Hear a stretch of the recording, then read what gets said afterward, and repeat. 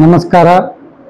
ಹಸಿರು ಕ್ರಾಂತಿ ಹರಿಕಾರ ಮಾಜಿ ಉಪಪ್ರಧಾನಿ ಡಾಕ್ಟರ್ ಬಾಬು ಜಗಜೀವನ್ ರಾಮ್ ಅವರ 117ನೇ ಜಯಂತ್ಯೋತ್ಸವ ಇಂದು ಕಲಬುರಗಿ ನಗರದ ಈ ಒಂದು ವೀರಶೈವ ಕಲ್ಯಾಣ ಮಂಟಪದಲ್ಲಿ ಜೈ ಭಾರತ್ ಮಾತಾ ಸೇವಾ ಸಮಿತಿ ನವದೆಹಲಿಯ ಸಂಸ್ಥಾಪಕ ರಾಷ್ಟ್ರೀಯ ಅಧ್ಯಕ್ಷರಾದ ಪರಮ ಪೂಜ್ಯ ಶ್ರೀ ಹವಾ ಮಲ್ಲಿನಾಥ್ ಮಹಾರಾಜ್ ನಿರ್ಗುದವರ ದಿವ್ಯ ಸಾನ್ನಿಧ್ಯದಲ್ಲಿ ಬಾಬು ಜಗಜೀವನ್ ರಾಮ್ ಅವರ ಅಭಿಮಾನಿ ಬಳಗದ ವತಿಯಿಂದ ದೇಶ ಬಾಂಧವರ ವತಿಯಿಂದ ಎಲ್ಲರೂ ಕೂಡಿಕೊಂಡು ಉತ್ಸಾಹದಿಂದ ಅತಿ ಅದ್ಧೂರಿಯಾಗಿ ಆಚರಣೆ ಮಾಡಲಾಗ್ತಾ ಇದೆ.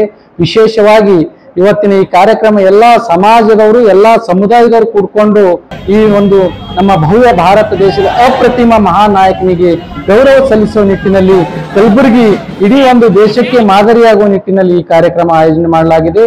ಮತ್ತು ಬೆಳಿಗ್ಗೆಯಿಂದ ತಾವು ನೋಡ್ತಾ ಇರೋದು ಈ ಒಂದು ಕಾರ್ಯಕ್ರಮದಲ್ಲಿ ಯುವಕರು, ಹಿರಿಯರು, ತಾಯಂದಿರು ಎಲ್ಲರೂ ಕೂಡ ಉತ್ಸಾಹದಿಂದ ಭಾಗವಹಿಸಿ ಅಪ್ರತಿಮ ದೇಶ ನಾಯಕನಿಗೆ ಒಂದು ಗೌರವ ಸಲ್ಲಿಸ್ತಾ ಇದ್ದಾರೆ. ಹಲಿಗೆ ವಾದ್ಯದವರು, ಡೊಳ್ಳು ವಾದ್ಯದವರು ಇರಬಹುದು, ಬೇಂಡ್ ಬಾಜಾದವರು ಇರಬಹುದು, ಇವರೆಲ್ಲರೂ ಕೂಡ ತಮ್ಮ ಕಲೆ ಪ್ರದರ್ಶನ ಮಾಡುವುದರೊಂದಿಗೆ ತಮ್ಮ ಗೌರವ ಸಲ್ಲಿಸಿದ್ದಾರೆ.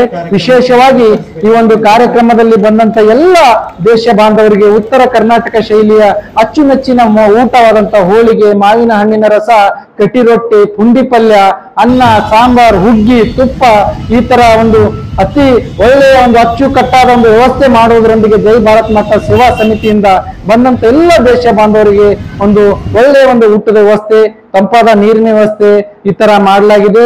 ವಿಶೇಷವಾಗಿ ಈ ಒಂದು ಸಂದರ್ಭದಲ್ಲಿ ಪರಮ ಪೂಜ್ಯ ಹವಾ ಮಲ್ಲಿನಾಥ್ ಮಹಾರಾಜರು ಇಡೀ ದೇಶ ಬಾಂಧವರಿಗೆ ಒಂದು ಸಂದೇಶ ನೀಡಿದ್ದಾರೆ. ಏನಪ್ಪಾ ಅಂದ್ರೆ, ದೇಶವೇ ನಮ್ಮ ಮನೆ, ದೇಶವೇ ನಮ್ಮ ಪರಿವಾರ.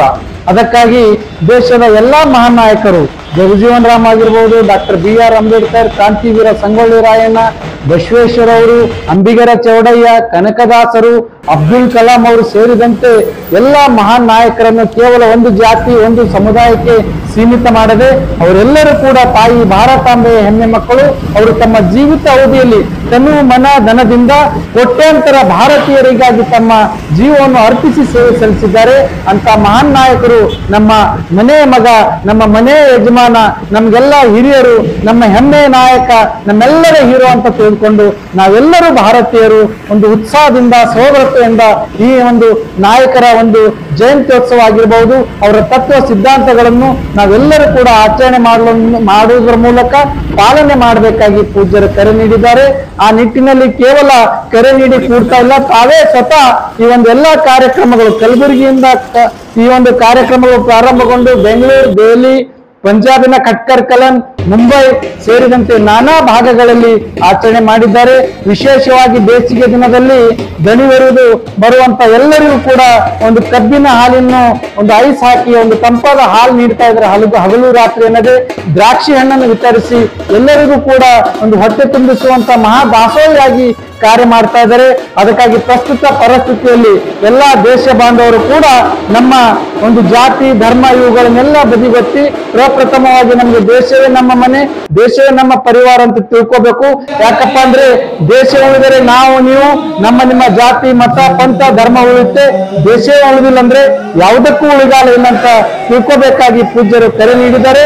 ಆ ನಿಟ್ಟಿನಲ್ಲಿ 140 ಕೋಟಿ ಭಾರತೀಯರು ನಾವೆಲ್ಲ ಪ್ರಸ್ತುತ ಪರಿಸ್ಥಿತಿಯಲ್ಲಿ ತಾಯಿ ಭಾರತಾಂಬೆಯ ಮಕ್ಕಳೆಂದು ನಾವೆಲ್ಲರೂ ಅರ್ಥ ಮಾಡಿಕೊಂಡು ದೇಶದ ಗೌರವ, ಏಕತೆ, ಐಕ್ಯತೆಗಾಗಿ ಮತ್ತು ಅಖಂಡತೆಗಾಗಿ ತನು ಮನದ ಸೇವೆ ಸಲ್ಲಿಸುವುದರ ಮೂಲಕ ಈ ದೇಶದ ಅಪ್ರತಿಮ ಎಲ್ಲ ಮಹಾನ್ ನಾಯಕರಿಗೆ ಗೌರವ ವಂದನೆ ಸಲ್ಲಿಸಬೇಕಾಗಿ ಕೋರಿಕೊಳ್ಳುತ್ತೇವೆ. ಜೈ ಹಿಂದ್, ಜೈ ಭಾರತ್. ವೈಜನಾಥ್ ಜರ್ಕಿ, ರಾಷ್ಟ್ರೀಯ ವಕ್ತಾರರು, ಜೈ ಭಾರತ್ ಮಾತಾ ಸೇವಾ ಸಮಿತಿ, ನವದೆಹಲಿ.